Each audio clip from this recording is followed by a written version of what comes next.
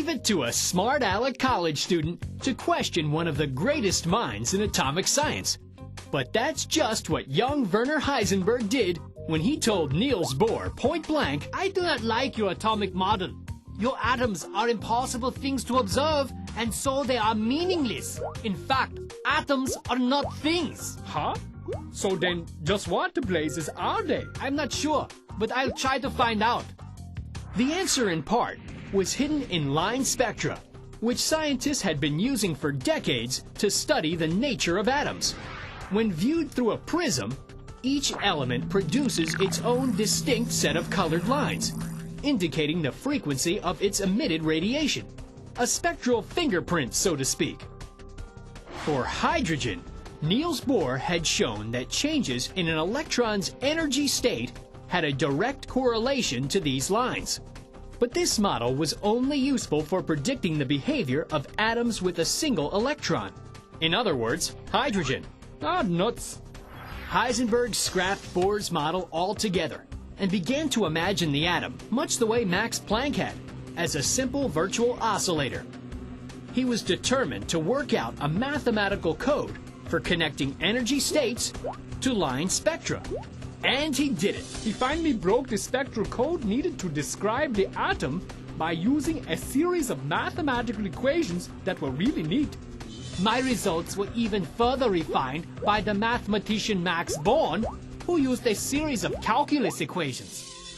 We call this concept matrix mechanics, and it gives us all the right answers we need in regards to an atom's energy and color frequency.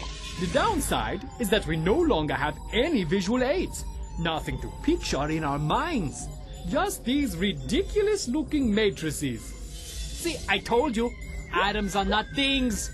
One scientist's physical model is another scientist's mathematical formula. We may never know what is real.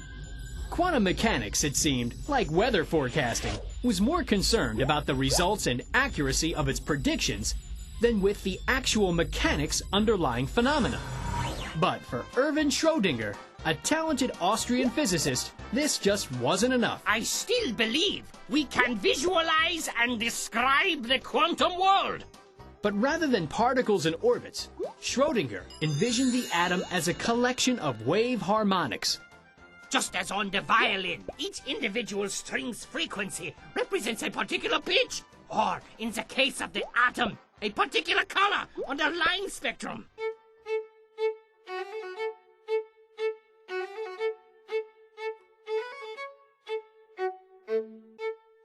Combining those frequencies in 3 dimensions gives you a single harmonious atom with multiple spectral lines.